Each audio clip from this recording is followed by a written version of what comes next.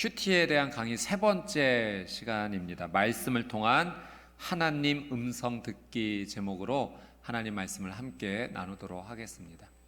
우리는 하나님의 말씀을 통하여서 하나님을 만납니다.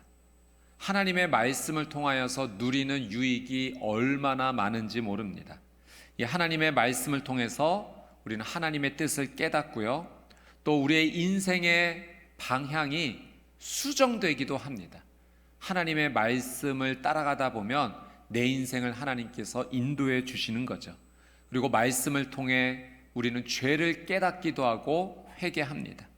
하나님께서 지혜를 주시기도 합니다.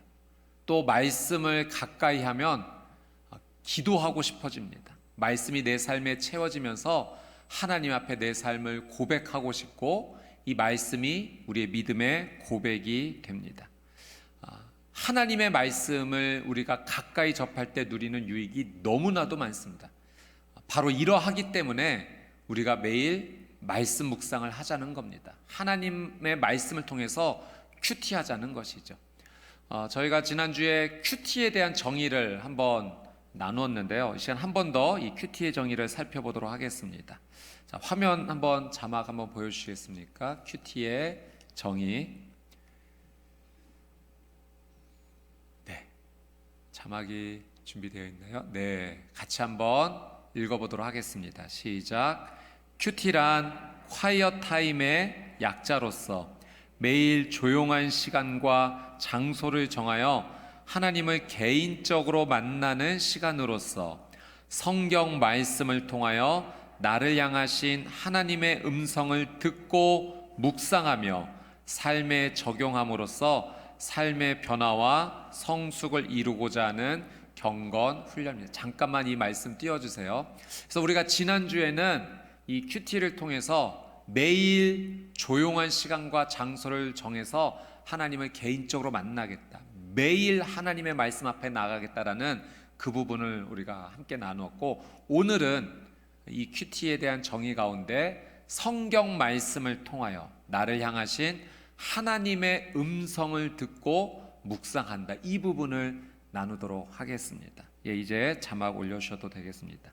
여러분, 오늘 우리는 이 하나님 말씀을 통하여서 나를 향하신 하나님의 음성을 듣고 묵상하는 것이 무엇인지 함께 나누기를 원합니다. 이 큐티는 무엇을 통해서 시작되는가? 성경 말씀을 읽으면서 시작을 하는 겁니다. 그러니까 큐티는 다른 것이 아니라 하나님의 말씀을 읽는 거예요. 그 하나님의 말씀을 읽고 나에게 주시는, 개인적으로 하나님께 나에게 주시는 하나님의 뜻을 함께 묵상하는 것입니다. 자, 그러면 하나님의 말씀을 어느 정도 읽는 것이 좋은가? 사실 어느 정도 읽는 것이 좋다라는 정답은 없습니다. 그런데 매일 지속적으로 큐티를 하기 위해서는, 말씀을 묵상하기 위해서는 너무 많은 내용을 읽는 것, 또는 너무 적게 읽는 것보다는 적당한 분량의 하나님의 말씀을 읽으며 나가는 것이 유익합니다. 지속적으로 큐티하기 위해서, 말씀을 묵상하기 위해서, 말씀을 읽고 하나님을 만나기 위해서 적당한 분량의 양을 읽고 묵상하는 것이 도움이 됩니다. 그래서 우리 평촌교회는 이 생명의 삶 큐티 책을 통해서 말씀을 묵상하고 있습니다. 매일 적당한 분량의 말씀을 우리가 읽고 그 말씀을 통해서 나에게 주시는 하나님의 음성을 듣고자 함이죠. 이 생명의 삶 큐티 책이 이제 도움이 되는 이유는 그 적당한 분량을 이제 정해주고 그 말씀에 대한 이 성경적 배경 해설을 함께 해주기 때문입니다. 우리가 말씀을 읽으면서 이 말씀의 배경과 내용을 전혀 이해하지 못하고 말씀을 읽어갈 때 어려움을 느낍니다. 그래서 이 말씀의 현재의 배경과 또 적절한 설명을 저희가 함께 보게 된다면 말씀을 묵상하는데 도움이 되는 거죠. 그래서 우리 평촌교회에서는 매일 이 새벽 예배를 생명의 삶, 이 큐티 본문을 가지고 말씀을 함께 나눕니다. 큐티하는 것이 지금은 조금 힘들고 어렵다, 쉽게 하는 법 가르쳐 드리겠습니다. 매일 새벽 예배 나오시면 돼요. 그러면 큐티 매일 할 수 있습니다. 특별히 매일 새벽 예배 드리면서 우리가 찬양과 또 기도도 함께 나가죠. 그러니 이 새벽 예배를 드리면서 하나님 말씀을 함께 묵상하고 또 찬양하고 기도하는 것이 참 도움이 많이 됩니다. 그래서 매일 새벽 예배 드리면서 말씀을 읽고 묵상하고 또 개인적으로 나한테 주시는 하나님의 말씀을 한 번 더 이렇게 읽고 묵상하며 나아갈 때 이 큐티의 삶이 더 깊어질 수 있는 것이죠. 그러니 우리 성도님들은 매일 새벽 예배 드리시는 믿음의 사람 되시기를 주님의 이름으로 축복합니다. 그러면 더 이상 큐티 강의 하지 않아도 돼요. 여기서 끝내도 될 것 같습니다. 오늘은 말씀을 읽는 것 그리고 말씀을 묵상하는 것 이것에 대한 귀한 유익을 함께 나누고자 합니다. 이 두 가지 유익을 함께 나누도록 하겠습니다. 첫 번째는 말씀 읽기입니다. 큐티를 할 때 말씀을 묵상할 때 이 본문을 어느 정도 읽으면 좋을까 여러 가지 권면이 있습니다. 이제 첫 번째로는 말씀을 좀 천천히 읽는 것입니다. 그 말씀을 천천히 읽어가는 가운데 단어 하나하나 표현 하나하나를 유심하게 우리가 읽으면서 그 본문을 읽어내려가는 거죠. 그리고 한 번 정도 읽는 것보다는 한 3번 정도 읽는 것이 좋다라고 권면을 합니다. 근데 사실 이 큐티에서 꼭 3번 읽어야 되는가 뭐 상관없습니다. 한 번 읽으셔도 되고요, 2번 읽으셔도 되고 또 말씀을 더 깊게 다가가기 위해서 10번 읽으셔도 좋습니다. 꼭 정해진 틀에서만 하려고 애쓰지 않으셔도 돼요. 내가 하나님 앞에 이 말씀을 만나는 것이기 때문에 그저 이 말씀을 주의 깊게 유의 깊게 이 말씀 통해 하나님 만나기 위해서 하나님 앞에서 읽어가시는 것이 좋습니다. 우리가 말씀을 읽는 목적이 무엇인가? 이 말씀을 읽는 목적 첫 번째는 하나님이 어떤 분이신지를 알기 위해서입니다. 그러니까 우리가 큐티하는 이유, 말씀을 묵상하는 이유 최고의 목적, 첫 번째 목적, 하나님은 어떤 분이신지 알기 위해서 이 말씀을 묵상하고 읽어가는 거죠. 그래서 이 말씀을 읽을 때 우리가 어떤 부분에 관심을 많이 가져야 되냐면 그 말씀을 읽어가면서 하나님은 어떤 분이실까? 거기에 목적을 두고 읽으십시오. 우리 하나님 이런 분이시구나. 우리 하나님의 성품은 이런 부분이 있네. 하나님께서 이런 놀란 능력이 있으시구나.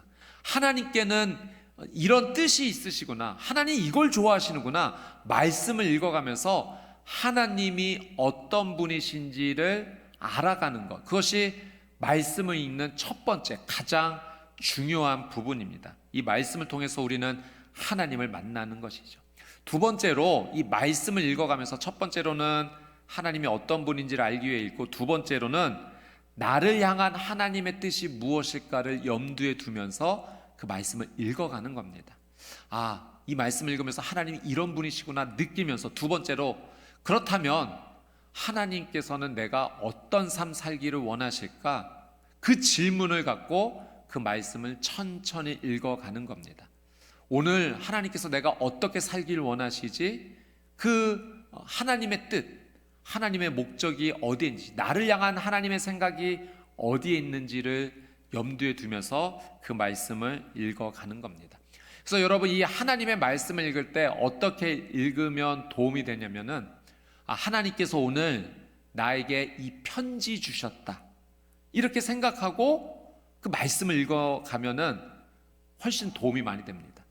여러분, 이전에 연애 편지를 이렇게 서로 주고받았을 때 그 편지를 받게 되면 어떻게 읽나요? 대충 읽지는 않잖아요. 그 단어 하나하나를 유심히 보면서 어떤 마음으로 이 단어를 선택했을까? 그 단어에 대한 깊은 의미를 생각을 하게 되고, 심지어 그 행간사의 의미도 우리는 끄집어냅니다. 나를 사랑하는 사람이 이 표현을 했을 때 그 다 표현되지 않는 그 한 줄과 한 줄 사이의 의미까지도 캐치해 나가면서 그 의미를 파악하면서 읽는 거죠. 그러니까 오늘 이 말씀을 읽으면서 하나님께서 나에게 이런 편지를 주셨다라고 생각할 때 받아들이면, 하나님께서 이 단어를 통해서 나에게 무엇을 말씀하실까?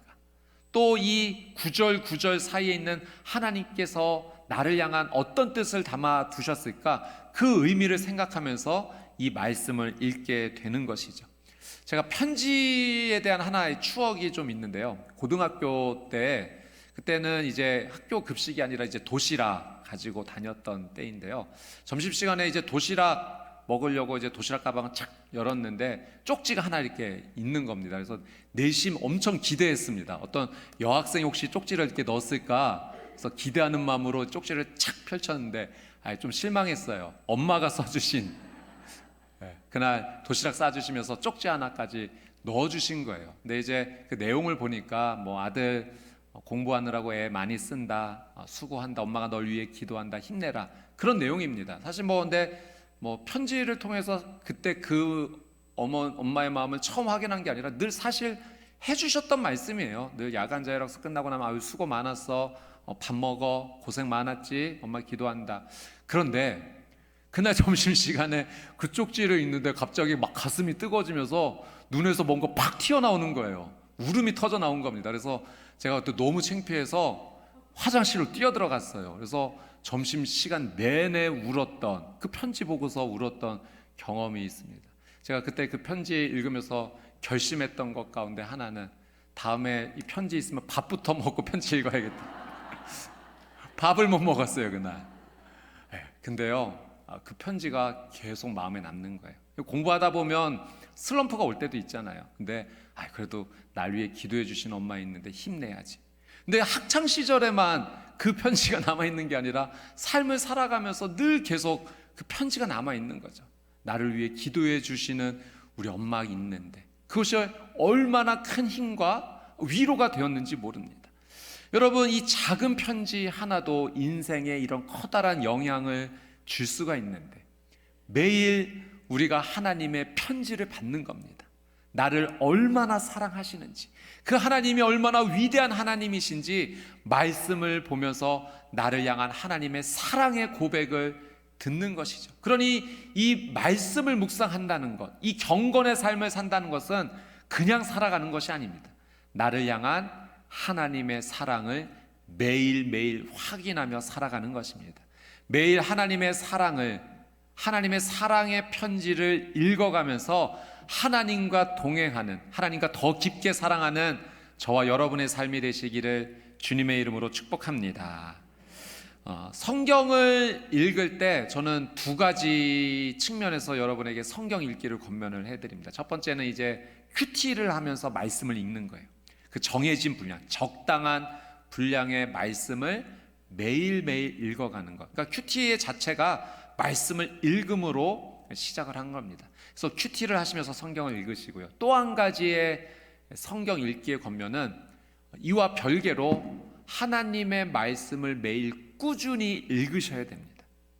성경을 계속 정한 분량을 읽어나가는 겁니다. 그래서 제가 우리 성도님들에게 한번 권면해 드렸던 것이 맥체인 성경 읽기입니다. 그래서 생명의 삶 이렇게 펼쳐보시면은 왼쪽 하단에 하루에 4장 정도 읽을 이 맥체인 성경 읽기 표가 있습니다. 오늘 어떤 성경을 읽어야 될지. 보통 구약 2장, 신약 2장을 추천을 합니다. 근데 제가 꼭 맥체인으로만 읽으라고 권면드리는 거 아닌가요? 여러분께서 정하신 방법대로 이것도 읽으셔도 돼요. 나는 창세기부터 그냥 하루에 4장씩 5장씩 꾸준히 읽으셔서 요한계시록까지 가셔도 그것도 너무 좋은 방법입니다.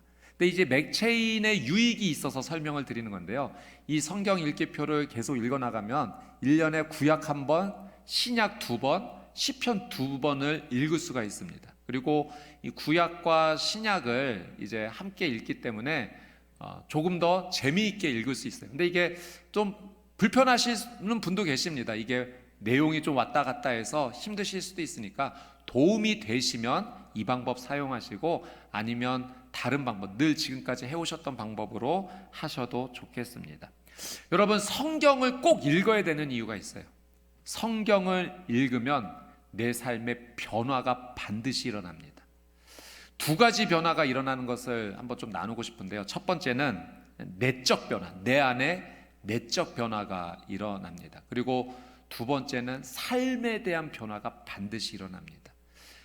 성경을 읽을 때 내 안에 일어나는 내적 변화에 대해서 먼저 같이 말씀을 나누도록 하겠습니다. 여러분, 말씀을 보면 하나님의 말씀은 씨앗으로 표현이 됩니다. 여러분, 씨앗이 내 삶에 뿌려지는 거예요. 하나님의 말씀을 읽으면 그 말씀의 씨앗이 내 안에 뿌려지는 겁니다. 그러니 그 씨앗이 뿌리를 내리고 줄기가 솟고 열매를 맺게 되면서 내 안에 여러 가지 변화들이 일어나는 거예요. 무엇 때문에? 말씀의 씨앗 때문에 일어납니다. 내 생각이 변화돼요. 말씀을 계속 읽다 보면 이 말씀을 통해서 내 생각이 변화가 됩니다. 생각이 변화되니 언어도 변화가 돼요. 하나님의 말씀을 계속 읽다 보면 내 입술에 죄 언어를 두기가 싫습니다. 그러니 내 입술의 언어가 정화돼요. 생각이 변화되고 언어가 변화가 되니 성품과 태도에도 변화가 찾아옵니다. 감정과 의지에도 변화가 일어납니다. 그러니 행동과 습관에도 변화가 일어나는 거예요. 하나님의 말씀을 매일 읽다 보면 그 말씀의 씨앗으로 말미암아 내 안에 점차적인, 점진적인, 점층적인, 계속적인 변화가 일어납니다. 제가 우리 성도님들과 에스겔 47장 말씀을 한번 나눴던 적이 있는데요. 여러분, 하나님께서 에스겔에게 환상을 보여주시잖아요. 성전에서 물이 흐르는 그 놀라운 환상을 보여주십니다. 왜 이런 환상을 보여주시는가? 이스라엘 공동체를 하나님께서 회복시키시겠다는 거예요. 변화시키시겠다는 겁니다. 성전에서 물이 흘러내릴 때 처음에는 그 물의 양이 얼마 되지 않았어요. 그러나 물이 점점 흐를수록 많아지고 깊어지고 넓어집니다. 에스겔이 직접 걸어가 보잖아요. 이 천규빗, 천척을 재면서 걸어갈 때 처음에 물의 양이 발목까지 옵니다. 그런데 더 걸어가니 무릎까지 오고 허리까지 오고 이제는 사람이 건너지 못하는, 헤엄쳐서 건너야만 되는 그 깊은 강물을 이루게 됩니다. 근데 여러분, 이 강물이 흘러가면서 변화가 일어나잖아요. 여러분, 이 강물이 흘러갔던 땅이 황무지, 광야입니다. 그런데 강물이 지나간 자리에 뚝이 생기더니 양옆에 수많은 나무들이 자라나기 시작하는 거예요.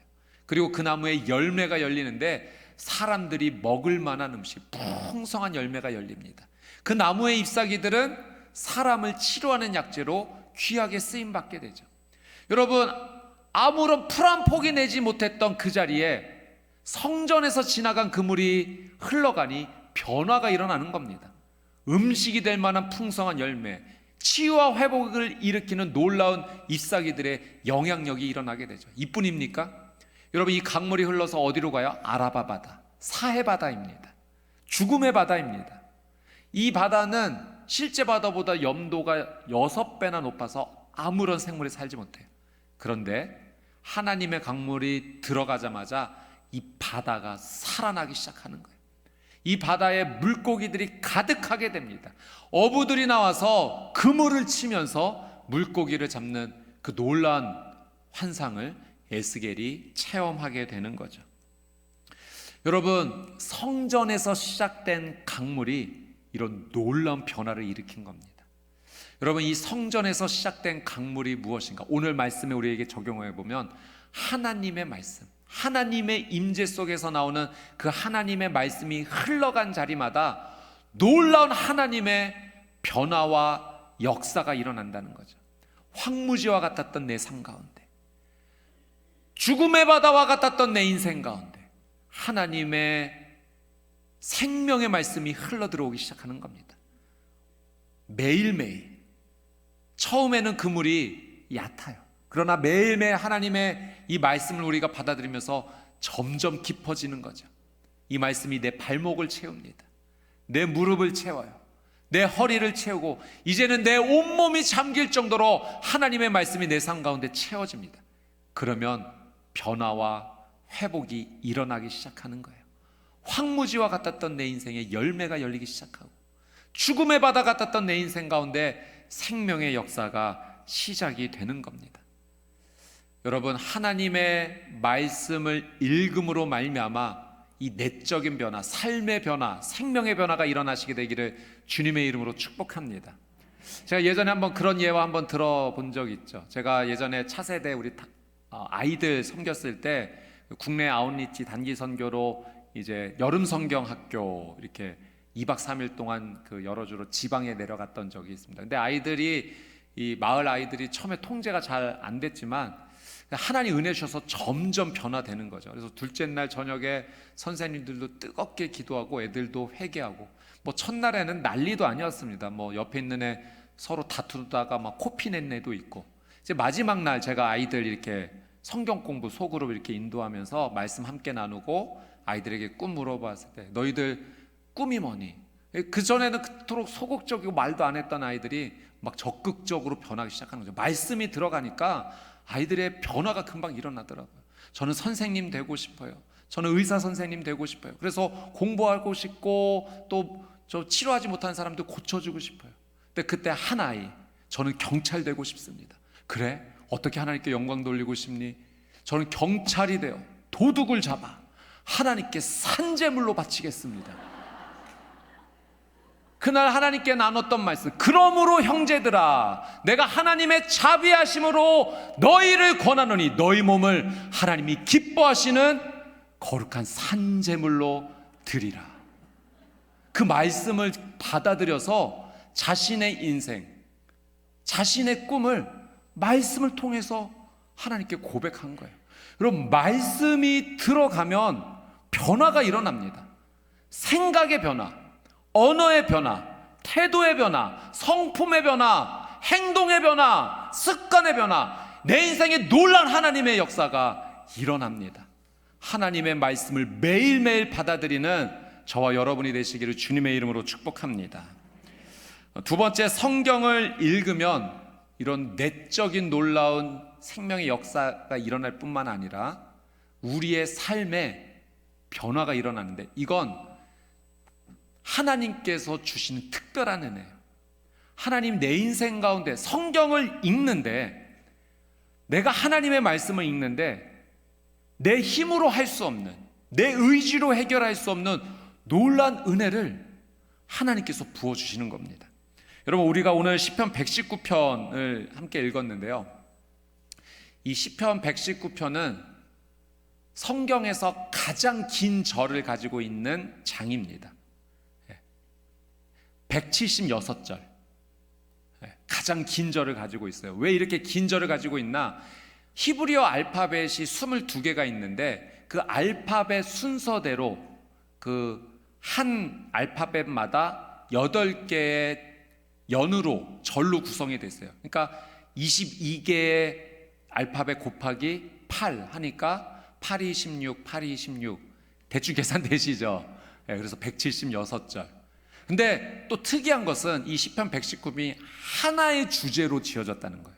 이 176절이 진행되는 동안 오직 한 가지 주제인데 그것이 바로 하나님 말씀입니다. 하나님의 말씀을 가까이 할 때 우리의 삶에 일어나는 놀라운 은혜와 고백들을 이 176절에 모두 각기 다른 표현으로 담아 둔 것이지요. 그 가운데 우리가 97절부터 100절까지 한번 읽어보도록 하겠습니다. 97절에서 100절 같이 한번 읽습니다. 시작. 내가 주의 법을 어찌 그리 사랑하는지요. 내가 그것을 종일 작은 소리로 읊조리나이다. 주의 계명들이 항상 나와 함께하므로 그것들이 나를 원수보다 지혜롭게 하나이다. 내가 주의 증거들을 늘 읊조림으로 나의 명철함이 나의 모든 스승보다 나으며 주의 법도들을 지킴으로 나의 명철함이 노인보다 나으니이다. 아멘. 여러분, 이 한 절 한 절이 하나님의 말씀을 가까이 할 때 어떤 은혜를 입는지 경험하는지 기록하고 있어요. 그 가운데 98절 보니까 내가 주의 계명들을 항상 함께 할 때 그 말씀이 나를 원수보다 지혜롭게 합니다라고 고백하고 있습니다. 여러분, 원수보다 지혜롭게 된다는 것은 어떤 의미인가? 하나님께서 내 생명 지켜주시겠다는 거예요. 원수보다 나를 지혜롭게 해주시기 때문에, 원수는 나를 해하려는 자잖아요. 나를 해치려 하고 무너뜨리려고 할 때 하나님의 말씀이 나를 지혜롭게 해주심으로 그 원수의 공격에서부터 나를 지켜주신다. 즉 내 생명을 보호해 주신다는 겁니다. 여러분, 우리가 하나님의 말씀을 읽기만 했는데 어떤 은혜가 임하는가? 하나님 내 생명 보호해 주시는 은혜 주시겠다는 겁니다. 그리고 99절, 내가 주의 증거들을 늘 읊조림으로 나의 명철함이 나의 모든 스승보다 나으며. 여러분, 스승이 주는 의미가 있잖아요. 세상의 지식입니다. 여러분, 하나님의 말씀을 읽으며 나아갈 때 때로 하나님께서 필요하실 때 어떤 은혜 주시는가? 세상의 지식을 뛰어넘는 지혜 주시겠다는 겁니다. 내가 세상적 지식으로는 조금 부족할 수 있어요.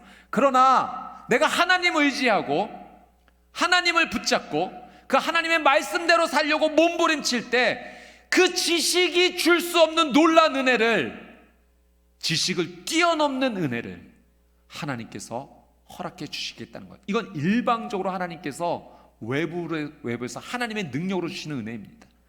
그리고 100절 보십시오. 내가 주의 법도들을 지킴으로 내 명철함이 노인보다 나으니이다. 여러분, 이 노인이라고 하는 의미는 인생의 경험을 의미해요. 여러분, 인생의 경험만큼 훌륭한 지혜, 지식이 어디 있습니까? 여러분, 이 한마디면 끝나는 거 아닙니까? 내가 해봤어, 경험해봤어. 경험한 자를 쉽게 이기질 못해요.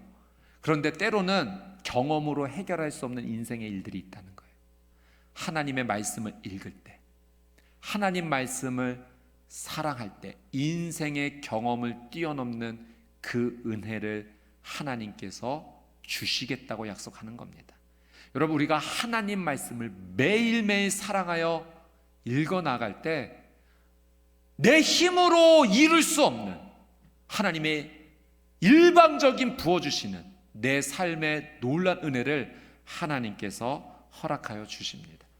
여러분, 저는 이것을 말하지 않을 수가 없어요.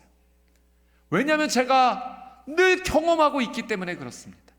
내가 하나님의 말씀을 매일 큐티, 말씀 묵상 하면서부터, 하나님의 말씀을 읽어나가면서부터, 와, 어떻게 이런 일이 일어날 수 있지? 제가 제 입을 이렇게 가로막을 수 없는, 입을 틀어막을 수밖에 없는, 너무 놀라서 하나님께서 지혜를 주실 때도 있고, 하나님께서 제 마음에 놀라운 생각을 주실 때도 있고, 그리고 내 삶의 변화가 일어나는 것을 보며 제가 고백할 수밖에 없어요. 이건 하나님께서 하신 일이에요. 때로는 내 힘으로 해결할 수 없는 일들 가운데 하나님께서 사람을 보내주시기도 합니다. 어쩌면 이런 타이밍에 정확하게 하나님께서 이 도움을 받으실 수 있게 하실 수 있을까? 하나님께서 가장 적합한 때 길을 열어주십니다. 여러분, 제가 평촌교회에 왜 오게 됐을까요?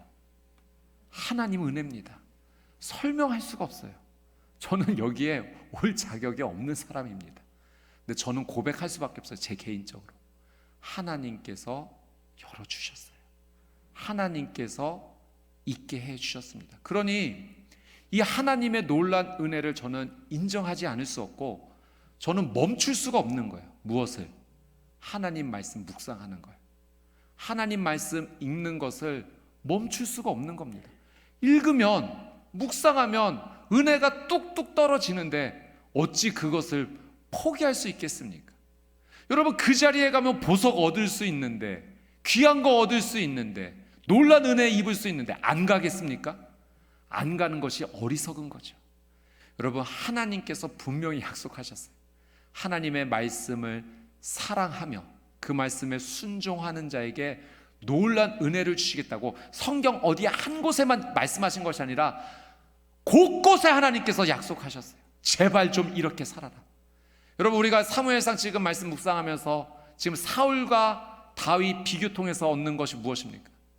결국 사울이 하나님께 처음에 은혜를 입었지만 순종하지 않아서, 하나님 말씀 따르지 않아서 그 하나님의 은혜에서 멀어진 삶 된 거 아닙니까? 반대로 다윗은 하나님의 중심에 합한 자였다는 거 어떤 의미겠습니까? 하나님 말씀에 순종하기를 즐거워했다는 거예요. 다윗이 하나님께 은혜를 받아 형통할 수밖에 없었던 이유는 그가 하나님의 말씀을 사랑했고 그 말씀에 순종했다라고 하는 사실입니다.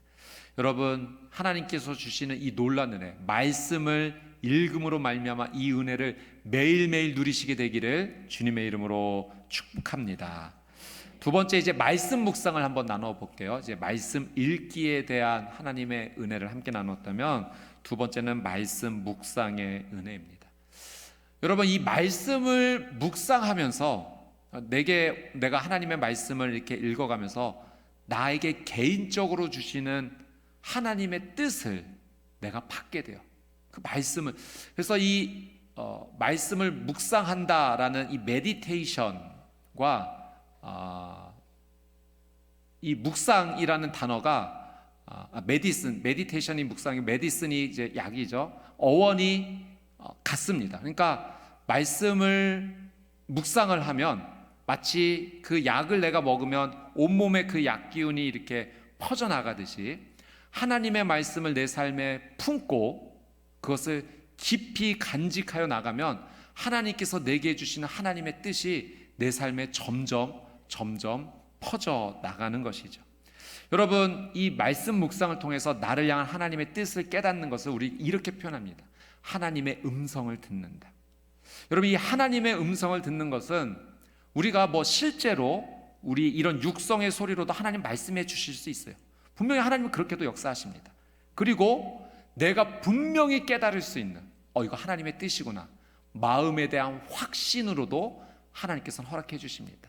그리고 때로는 믿음의 사람들과 이 대화를 할 때, 또는 가족과 함께 대화를 할 때 이거 하나님께서 분명히 나에게 말씀해 주시는구나, 이 영적 감각으로 분명히 느낄 수 있게 돼요. 때로는 경건의 서적을 읽어서도 알 수 있고, 또는 예배를 드리며 말씀을 듣다가도 순간적으로 어떤 한 표현을 들으면서 이거 하나님께서 나에게 주시는 말씀이다, 그렇게 하나님의 음성을 느낄 수가 있죠. 그러니까 말씀을 읽어 나갈 때, 큐티할 때, 묵상할 때 하나님께서 내게 분명히 주시는 그 하나님의 음성을 우리가 느끼게 되는 거죠.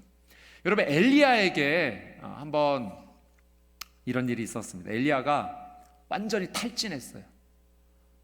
하나님, 저 이제 그만하렵니다. 저 죽여주십시오. 그래서 어떻게 해요? 로뎀나무 아래에 가서 하나님, 저 죽여주십시오. 저 더 이상 못하겠습니다.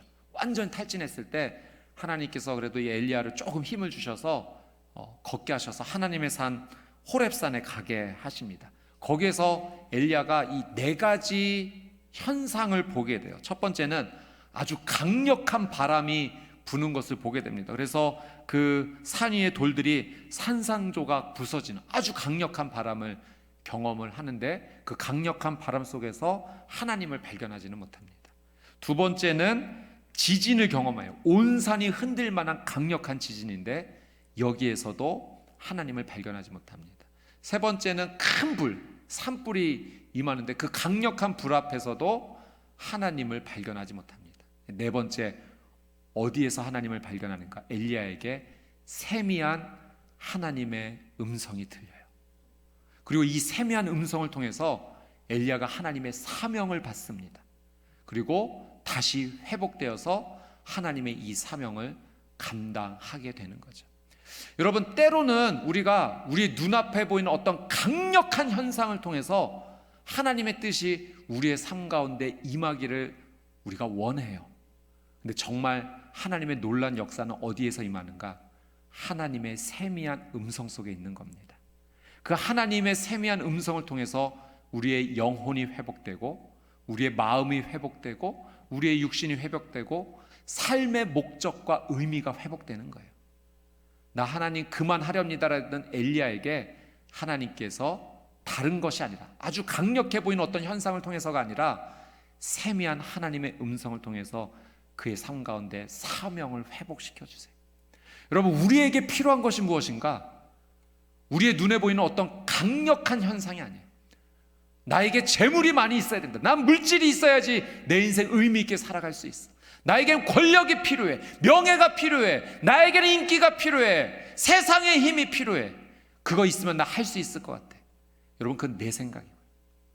하나님께서 내 삶을 통해 역사하시고자 하시는 것은 주님의 세미한 음성을 통해서 내 삶에 역사하기를 원하십니다.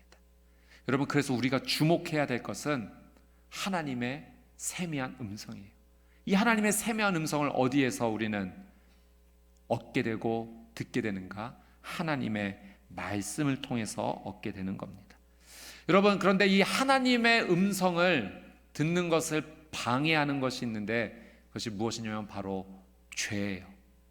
죄는 하나님과 우리 사이를 멀어지게 합니다. 성령님과 친밀히 교제하지 못하게 하는 게 죄예요. 이제 내일 새벽 예배 때 이 부분에 대해서 좀 더 한번 깊게 나누고자 하는데, 더 자세한 내용을 알기를 원하신다면 내일 새벽 예배 나오시기를 축복합니다. 여러분, 하나님의 음성을 듣는 것을 이 방해하는 죄의 문제에 대해서 우리는 반드시 해결해야 합니다. 그래서 하나님의 말씀을 묵상하면 반드시 무엇부터 시작되냐면 회개가 시작이 돼요. 그러니까 알게 돼요. 이 말씀의 거울을 통해서 내 영혼을 보게 됩니다. 여러분, 우리가 가만히 이렇게 있다 보면은 내가 뭐 어디가 더러운 게 묻었는지 또는 내 지금 상황이 어떤지 잘 모르는데 거울 앞에 선 순간 어머 계속 이러고 다녔네? 이걸 느끼게 되잖아요. 그러니까 말씀을 읽으면 그 말씀의 거울에 내 영혼이 비춰지는 거예요. 야, 내가 이런 죄를 짓고 살았네. 깨닫게 되는 거예요. 우리가 그 사울의 고집스러운 모습을 보면서 어쩜 이렇게 죄를 회개하지 못하고 이렇게 살아가고 있을까? 하나님 앞에 진정으로 회개하지 못하고 내 얼굴 좀 세워주기 위해서 사무엘에게 같이 좀 제사 드려주면 안 되겠습니까? 내 체면 좀 살려주죠. 아직도 자신에게 집착하고 있는 자신의 모습을 보면서 나를 보잖아요. 나도 그러하구나. 나도 여전히 이 죄에 묶여 있구나. 그러니 여러분, 말씀을 읽고 묵상하면 어떻게 되냐면 회개하게 돼요. 그 회개하고 하나님, 제가 죄인입니다. 예수님의 보혈로 덮어주십시오. 용서해 주십시오. 그 말씀을 묵상하면서부터 죄가 터져나오고 고백이 터져나오고 하나님께 엎드릴 때, 그러면서 이 죄의 문제를 하나님께서 해결해 주시면서 우리에게 하나님의 음성을 더 자주 말씀해 주시는 겁니다. 제가 예전에 한번 이런 경험이 있어요. 그 교회에서 한번 이렇게 말씀 뽑기를 한번 한 적이 있는데 이 말씀을 한번 뽑았어요. 시편 37편 7절 말씀인데 한번 보여주시겠습니까? 여호와 앞에 잠잠하고 참고 기다리라. 자기 길이 형통하며 악한 꾀를 이루는 자 때문에 불평하지 말지어다. 그래서 제가 이 말씀 받으면서 조금 나 요새 불평 그렇게 많이 안 하는데 라는 생각을 좀 가지고 있었어요. 근데 하나님께서 왜 이 말씀 보게 하셨을까? 근데 이제 뭐 그날 오후에 제가 어떤 결정 때문에 누구와 이제 전화 통화를 하게 됐는데 이제 결론적으로 제 마음에 불평이 일어나는 거예요. 그러니까 그럴 때가 있잖아요. 괜히 삶에 조금 풀리지 않는 일 때문에 뭐 미움이 생기기도 하고 원망이 생기기도 하고 불평이 생기기도 하는데, 근데 이 불평의 마음을 그냥 제가 이렇게 일어나는 것을 이렇게 두게 됐는데 이게 막 그 요동치게 되는 거죠. 시간이 지나면서 잠재워지지 아니하고. 그래서 제가 긴급하게 예수님의 보혈을 구하기 시작했습니다. 주님, 제 마음이 너무 힘들고 요동칩니다. 예수님의 보혈로 좀 저를 좀 덮어주십시오. 제 생각 덮어주시고 이 죄악이 계속 번져나가고 싶지 않습니다. 그러니까 예수님의 보혈을 구했을 때 능력이 있더라고요. 여러분, 삶에 마음이 요동칠 때 빨리 예수님의 보혈을 구하십시오. 예수 그리스도의 보혈에 놀라운 능력이 있는 줄 믿습니다. 그래서 결국은 불평하지 않고 또 미워하는 상대가 들었던 그분을 향해 축복 기도할 만큼 그 예수 그리스도의 보혈의 능력이 제게 임했어요. 그리고 이제 그날 일 마치고 이제 집에 돌아갈 때 이제 운전할 때 이제 기독교 방송을 틀었는데 그런 이야기가 나오더라고요. 미국의 그 에이브람 링컨 이야기가 나오면서 12살 때 어머니가 이제 돌아가시면서 유언 주시기를, 너의 인생의 답은 성경에 있으니 너는 성경을 가까이 하는 인생 되거라 하면서 그 유언으로 주셨고, 링컨이 평생 그렇게 하나님의 말씀을 가까이 하며 살았다는 거예요. 그리고 링컨이 어디에 손때가 가장 많이 묻고 눈물 자국이 많이 묻었는가 하면서 그 링컨의 성경에 가장 눈물 자국이 많았던 데를 펼쳤더니 이 시편 37편 7절이었다는 거죠. 그러니까 저는 그날 두 번 하나님께서 저한테 말씀을 주셨던 거예요. 저에게는 아주 특별한 경험인 거죠. 미리 하나님께서 저에게 경고를 주신 것으로 저는 은혜를 입었습니다. 이 불평의 죄, 입술의 죄, 마음의 죄를 지을 수 있으니 저를 멈추시게 해주시고 미리 말씀 주셔서 깨닫게 해주시고 한 번 더 그걸 듣게 하심으로 확인하게 하셨어요. 그래서 그 다음날 이제 큐티 했을 때도 그런 본문이었습니다. 예수님께서 제자들에게 너희 중 나를 배신할 자가 있을 거다라고 미리 알려주시는 모습. 그래서 제가 그 다음날 한 번 더 하나님께서 알려주시는구나, 깨닫게 해주시는구나. 그러니까 하나님의 나를 향한 이 놀라운 사랑을 이렇게 곳곳에서 하나님의 귀한 음성을 통해서 듣게 되는 것입니다. 여러분, 이 말씀 묵상의 경건 훈련은 너무나 큰 유익이 있습니다. 그래서 반드시 하셔야 돼요. 하는 사람은 유익이 있을 것이요, 하지 않으면 유익을 얻지 못합니다.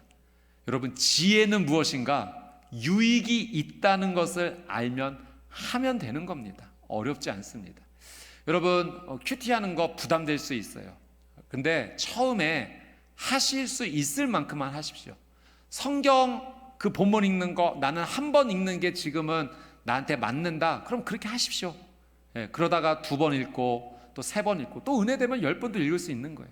성경 말씀 따로 읽어가는 거, 나는 하루 4장 읽는 것까지는 아직 부담이 돼. 나는 2절만 읽을래. 그럼 2절만이라도 읽으십시오. 하는 게 중요한 거예요.